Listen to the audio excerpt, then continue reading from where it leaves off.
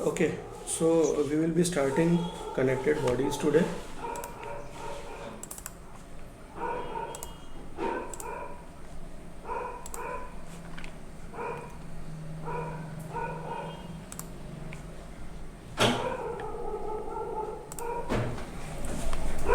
So last class में हम लोगों ने ये न्यूमेरिकल करके देखा था, right? Yes, sir. So today's task is to start motion of connected bodies.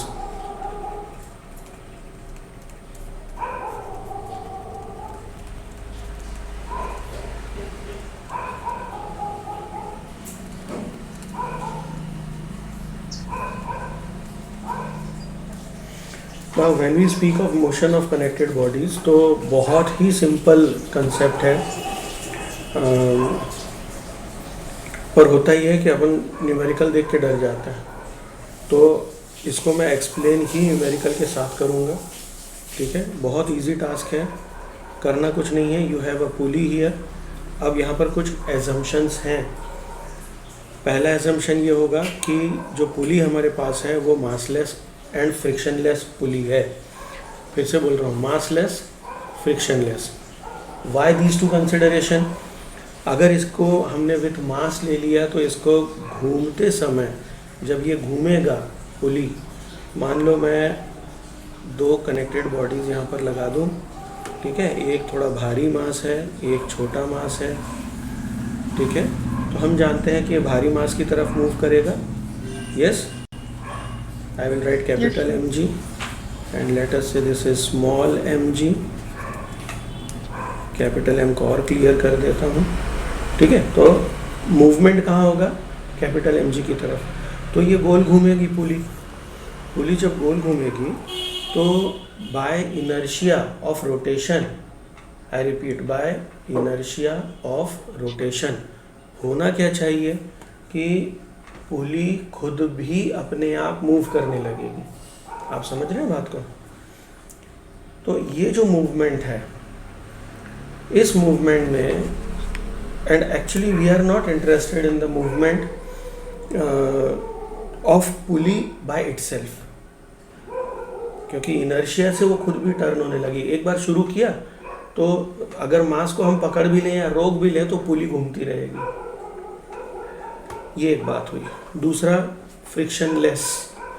Friction कहाँ होगा? जहाँ पर ये कनेक्टेड है, ठीक है, जहाँ बेयरिंग लगेगा या जहाँ से वो शाफ्ट में लगी हुई है. अब उस फ्रिक्शन के कारण क्या होगा? ये जो फोर्स नीचे की तरफ लगाएगा मास, ये फोर्स नीचे की तरफ लगाते समय उस फ्रिक्शन को थोड़ा सा फोर्स दे देगा फॉर इट्स मूवमेंट. और जब वहाँ पर लॉस ऑफ फोर्स होगा तो हमें नेट फोर्स नीचे की तरफ जाते समय, एंड जब मैं फोर्स की बात कर रहा हूँ तो अल्टीमेटली जो हमारा टास्क होता है एक्सीलरेशन डाउनवर्ड्स, ये डिटरमाइन करना, वो नहीं हो पाएगा क्योंकि उसमें force is equal to mass into acceleration. तो एक्सीलरेशन अगर हम प्रॉपरली कैलकुलेट नहीं कर पाए, एक्सीलरेशन अगर हम प्रॉपरली कैलकुलेट नहीं कर पाए तो हमारा टास्क अधूरा रह जाएगा. बात समझ में आ गई कैसे फोर्स से इन्वॉल्व होगा ये? ठीक है, क्लियर है? हाँ ना, गुड. तो टास्क बहुत, मतलब ये जो टॉपिक है बहुत इम्पोर्टेंट टॉपिक है. पेपर में आने वाली चीज़, अच्छे स्कूलों में अच्छे क्वालिटी का जब पेपर बनता है तो इसके न्यूमेरिकल आते हैं. कई स्कूलों में खाली थियोरेटिकल पेपर आते हैं, जो होना नहीं चाहिए, क्योंकि अब क्लास 12th में भी लगभग 60% न्यूमेरिकल्स आने वाले हैं, मैथमेटिकल ऑपरेशन. और इस वजह से ये न्यूमेरिकल की और ये सब काम करने की आदत होनी चाहिए. So now continuing with this. अच्छा, एक और तीसरा एजम्पशन, 3 एजम्पशन के बारे में बात होगी. पहला मैंने आपसे कहा मासलेस पुली, दूसरा फ्रिक्शनलेस, और तीसरी कंडीशन यहाँ पर हम कवर करेंगे, एंड दैट इज स्ट्रिंग जो है ये स्वयं भी मासलेस है. अब ये एजम्पशन क्यों, समझिए. अगर स्ट्रिंग यहाँ से यहाँ तक मास वाली है, मतलब उसका मास पर यूनिट लेंथ होनी चाहिए. With increase in one side उसका मास भी इंक्रीज होगा। ये बात समझ में आई? एक तरफ से मास कम होता जाएगा, दूसरी तरफ से मास बढ़ता जाएगा। तो स्ट्रिंग अपने मास के कारण भी तो मूवमेंट करेगी बाय इनर्शिया, और वो हम कंसिडरेशन अभी नहीं कर रहे हैं। इतने डिटेल में कैलकुलेशन करने के लिए इंजीनियरिंग रखी हुई है, ठीक है। तो इंजीनियरिंग में ये सब काम होते हैं। These are not operated in our elementary level, that is class 11th। तो सबसे पहले I will not consider this acceleration and let us consider that these objects are at rest. These objects are at rest, ये मैं imagine करूँगा। हमेशा याद रखो, जब भी स्ट्रिंग पर कोई टेंशन पड़ता है तो दोनों आर्म में, दोनों तरफ ये बराबर टेंशन लगता है। टेंशन हम पहले मेंशन कर चुके हैं। तो बराबर टेंशन का अर्थ क्या है यहाँ पर? दोनों साइड, चाहे मास कम हो ज़्यादा हो, जब मूवमेंट होगा और दोनों को बैलेंस करना है तो टेंशन बराबर होगा। तो मैं यहाँ पर T1 और T2 नहीं लूँगा, I will take T for both the cases. ना, first of all we need to consider it under the condition of we call it as equilibrium, ठीक है। एक इक्विलिब्रियम है, मतलब मूवमेंट नहीं हो रहा, ठीक है। चलिए इसको समझ लेते हैं। अगर मूवमेंट नहीं हो रहा है तो हम जानते हैं कि mg, capital mg is equal to tension होना चाहिए, तभी तो वो रुका रहेगा।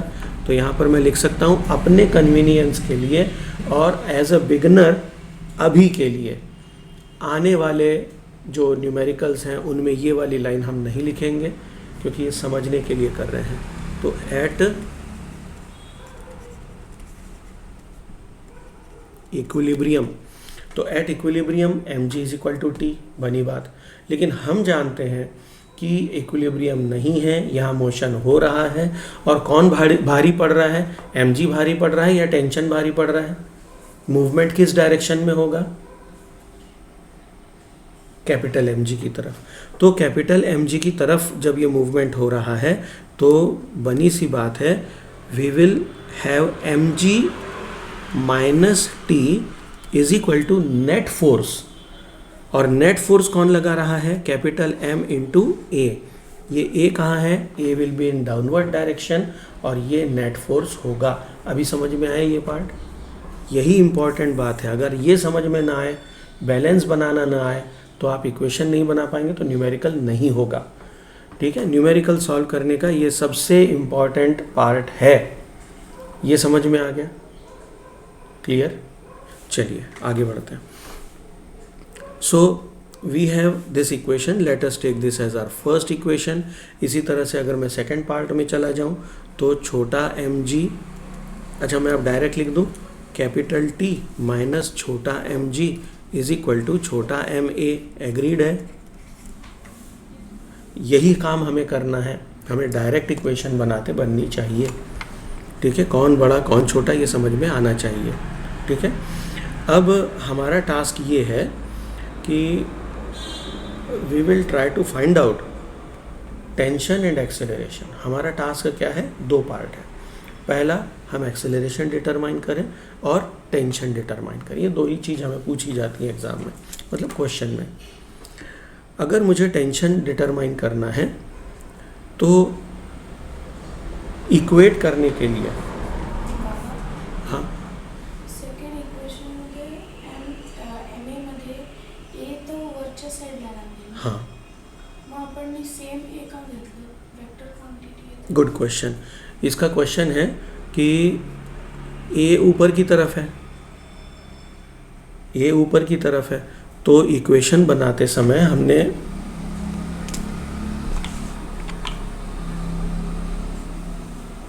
Okay some technical error.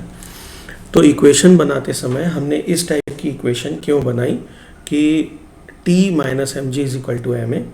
ये बहुत बढ़िया सवाल है। इसको अगर हमें समझना है तो एक तरीका और कर सकते हैं कि इस वक्त जो मूवमेंट है वो किसका हो रहा है? टेंशन और mg, ये दोनों अपोजिट डायरेक्शन में है। या let us take T is equal to mg for at equilibrium. ठीक है। अब कौन भारी पड़ रहा है? टेंशन भारी पड़ रहा है, ये बात समझ में आई। तो अगर टेंशन भारी पड़ रहा है मतलब ओवरऑल इक्वेशन क्या हो रही है, मतलब T अगर भारी है तो T माइनस एम जी, और किस तरफ मूवमेंट है? टेंशन की तरफ है, इसीलिए हमने टेंशन को पॉजिटिव, एम जी को माइनस ले लिया। तो सीधी बात है, यहाँ पर अब जो डायरेक्शन आ रही है वो नेट डायरेक्शन किसकी तरफ है? टेंशन की तरफ है, राइट। और एक्सेलरेशन यहाँ पर किस डायरेक्शन में हो रहा है? ऊपर की तरफ। तो दोनों की डायरेक्शन अब बराबर है, इसलिए I am taking m a in upward direction.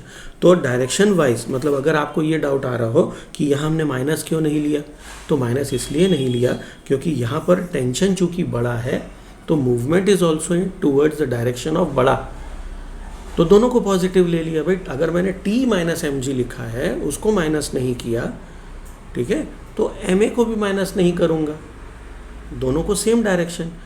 ठीक है, समझ में आ रहा है बेटा आपके? आपके भी आ गया अभी? हाँ,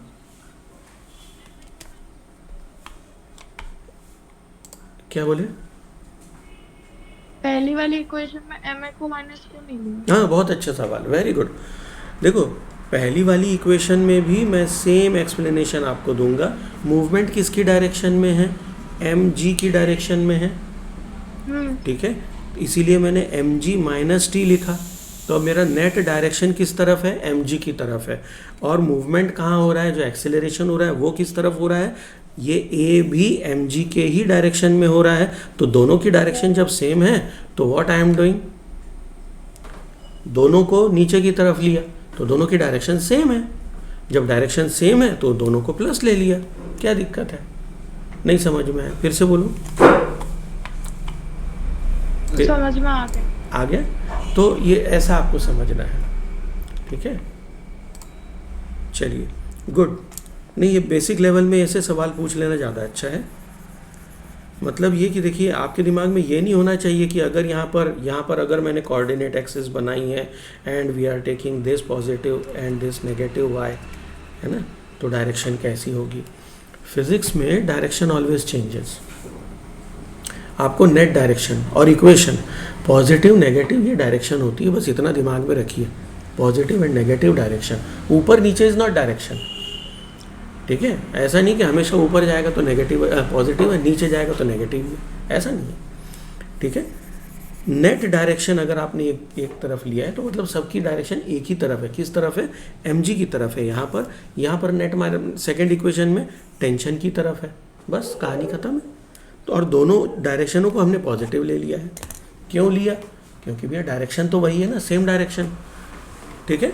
चलिए अब इन दोनों इक्वेशन को हाँ वैभव का मैसेज आया है। हाँ, वो ज्वाइन नहीं कर पा रहा, उसमें देखा मैंने, ठीक है। मैंने एक्चुअली पहले ही रिकॉर्डिंग शुरू कर दी थी जब उसने ज्वाइन नहीं किया, तो रिकॉर्डिंग हो रही है। ओके, तो हम बात कर रहे थे, नाउ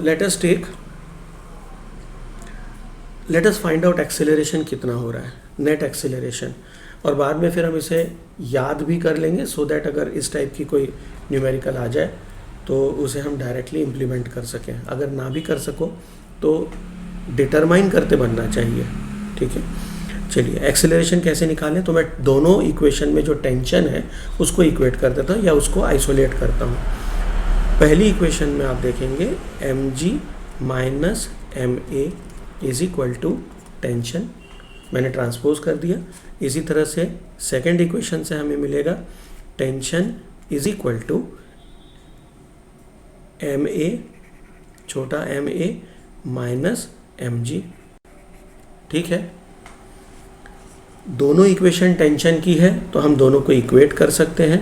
दोनों को इक्वेट करने के लिए I am writing m g minus m a is equal to m g minus m A minus M g, m A minus M g. अब दोनों एक्सेलरेशन को एक तरफ ले आते हैं। So capital M g minus small m g is equal to M a plus m a, यहाँ भी प्लस होगा, सॉरी, ठीक है। एक्सेलरेशन को अब हम आइसोलेट कर लेते हैं and I will right this side, क्योंकि मुझे इक्वेशन यहाँ से बनानी है। ये ए यहाँ से कॉमन निकाला मैंने, ठीक है। Capital M plus small m, आप कहेंगे सर उल्टा ले लो, अरे ठीक है, है ना, प्लस है। और इधर क्या आ जाएगा कॉमन में, g, यहाँ कॉमन में g आ जाएगा, अगेन m प्लस, अरे रे m प्लस, कुछ तो गड़बड़ हो रही है, there is something wrong here. कोई इक्वेशन मैंने गलत बनाई, हाँ, second equation is wrong. t is equal to ma plus mg होगा, राइट। ये mg उधर जाएगा तो माइनस का जब हो जाएगा प्लस, जस्ट वेट, ये करेक्शन पूरे में डाल दें। यहाँ प्लस है mg, तो यहाँ plus mg,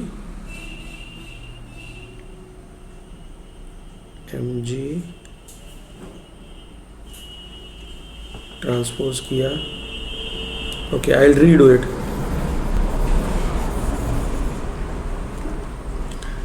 mg positive, okay, now ma plus capital small ma plus capital ma, ये इधर गया प्लस हो गया, और capital mg minus small mg, अब ठीक है, is equal to g common, capital M minus m, और यहाँ से a common, may be I can write capital M plus m, and finally acceleration a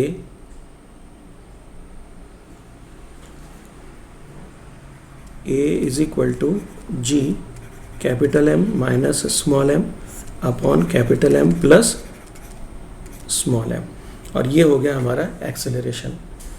ठीक है, ये समझ में आया? Yes, sir. Good. Okay, now we will try to find out what is tension in the string. और दोनों string में दोनों साइड बराबर टेंशन है.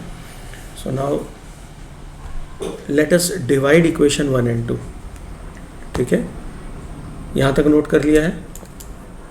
Yes, sir. Dividing equation 1 and 2. अब दोनों इक्वेशन को अगर हम डिवाइड कर रहे हैं तो आप देखेंगे कि इधर m a, capital M a और स्मॉल एम ए,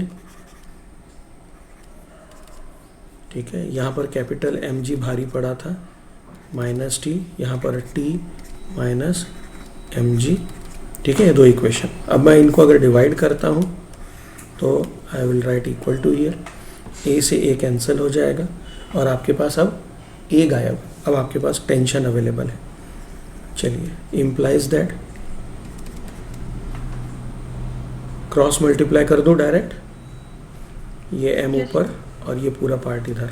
ठीक है, तो हो जाएगा small m capital M g minus T is equal to capital M T minus छोटा एम जी. अब टी को आइसोलेट करना है तो एम एम जी माइनस छोटा m T is equal to capital M T minus capital M छोटा m m m जी. ठीक है, टेंशन को एक तरफ ले लेते हैं तो ये माइनस वाले को इस तरफ ले लेते हैं जिससे टेंशन, और मैं लिखूंगा इस तरफ. ठीक है, implies that capital M T minus का हो जाएगा प्लस छोटा m T is equal to m m g. ये माइनस जब उधर जाएगा तो हो जाएगा प्लस एम एम जी. दो बार एम एम जी है तो implies that tension common capital M plus small m, इधर आ जाएगा 2 times m g, sorry 2 times m m g, 2 times m m g upon capital M plus छोटा m, ये वाला transpose हो जाएगा. ठीक है, 2-3 स्टेप एक साथ कर दिए मैंने and finally we will get our T. ठीक है, आप 2 स्टेप में 3 स्टेप में लिखिए, कोई दिक्कत नहीं है. Okay, so now we are here with effective tension as well as acceleration. ये दोनों बातें समझ में आई? क्लियर है? सर न्यूमेरिकल इसके डायरेक्ट फॉर्मूला बेस आते हैं ना, डायरेक्ट फार्मूला बेस्ड न्यूमेरिकल नहीं आते. इनमें आपको इक्वेशन बनानी पड़ेगी और सॉल्व करना पड़ेगा. So now we will start with some numerical. ठीक है, शुड वी स्टार्ट? तो ये है concept of connected bodies. let us deal with some numericals.